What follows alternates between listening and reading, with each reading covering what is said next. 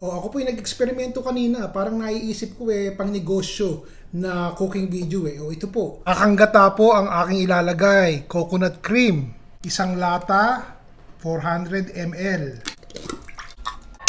Dahan-dahanin po natin ang paglalagay ng ating malagkit. Halo muna tayo ng halo. Kasi titignan natin baka naman mapasobra yung ating malagkit So, kanina 1 cup. Ito naman po, half a cup. Dadagdagan ko po ng asukal. Ito po ay 1 cup. Bahala na kayo kung gusto niyo ng matamis na matamis.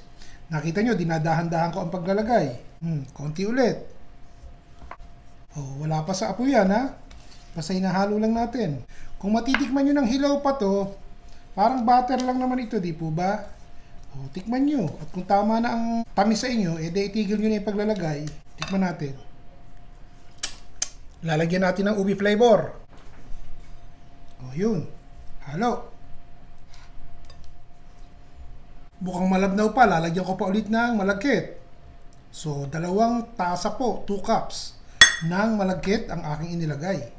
Alam niyo po, hindi tayo laging basta magtotodo ng mga ricado natin, especially kapag ako po ay nagtetest ng recipe kasi mahirap nang mabawi katulad nito. So, dahan-dahan lang talaga. So, ito ang aking consistency na gustong makita. Okay? Tignan nyo, sumasama na yung ilalim. Ibig sabihin, okay na. Nakita nyo ba yan? Ito palaman natin Pwede kayong gumamit itong munggo na karaniwang nabibili natin. Buo-buo po yan, nasa bote. Ito naman, nasa lata pero ito po mash na. Parang mash. I-coat po natin ng cooking spray itong ating molder para hindi po manikit yung ating. Pwede rin kayo mag-brush ng butter o kaya naman cooking oil para lang madulas. Lagay nyo na isa-isa. Yun. Ganda ng kulay. Ito naman.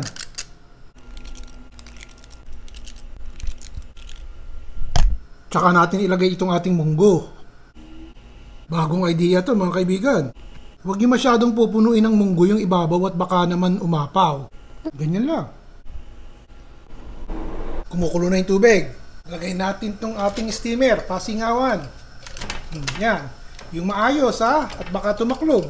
Try muna natin itong isa. Palagay ko maganda, lagyan natin sa taas pa para matakpan yung ating munggo. Di ba maganda? May surprise. Para pagkagat nung kakain, hindi nila alam, aba, munggo pala. May munggo. Ganun. So yan. Di ba? May takip.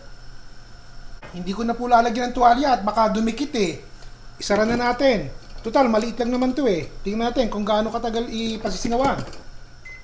Okay. Tingnan natin.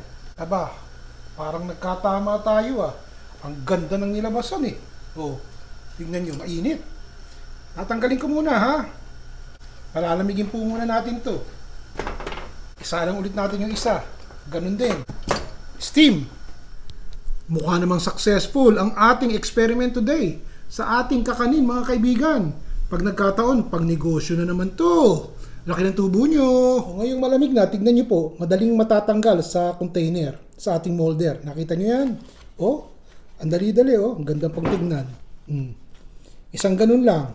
Ito pong aking pinaglutuan binili ko sa Amazon. Ito po ang silicone molder. Pero napakadali Pagkatapos madali din hugasan. Tawagin natin tong ube, munggo, kalamay, haba. Si Ron Bilaro po. I'll see you again next time. Bye everybody!